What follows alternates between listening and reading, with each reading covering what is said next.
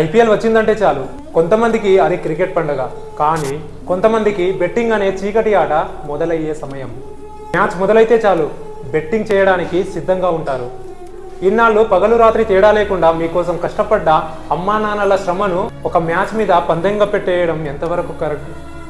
ఉపాధి హామీ పనికి వెళ్ళి ఎండలో కష్టపడి ఇంటికి వస్తున్న మీ అమ్మా నాన్నల యొక్క ముఖాలను చూడు. చెమటతో మాసిపోయిన మీ నాన్న యొక్క అంగిని చూడు. నలిగిపోయిన మీ అమ్మ యొక్క చీరను చూడు. ఆ కష్టాలని ఎందుకో తెలుసా? నీ భవిష్యత్తు బాగుండాలని. కానీ నువ్వేం చేస్తున్నావు? ఆ మొబైల్ ఫోన్ పట్టుకొని ఆ కష్టాలన్నీ పందెంగా పెడుతున్నావు. టీవీలలో, సోషల్ మీడియాలో సెలబ్రిటీలు, క్రికెటర్లు ఆ బెట్టింగ్ యాప్స్కి పేడ్ ప్రమోషన్ చేస్తూ ఉంటారు. కానీ ఒకసారి ఆలోచించారా? వాళ్ళు నిజంగా వాళ్ళ డబ్బుతో బెట్టింగ్ ఆడుతారా? ఎప్పుడూ కాదు. ఎందుకంటే వాళ్ళకు బాగా తెలుసు, ఇది గెలిచే గేమ్ కాదు, అమాయక ప్రజల జీవితాలతో ఆడుకునే ఒక చీకటి ప్రపంచం.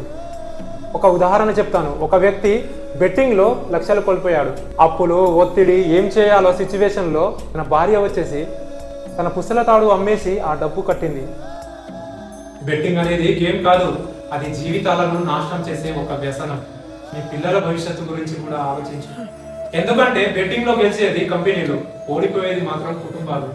దయచేసి ఆలోచించండి.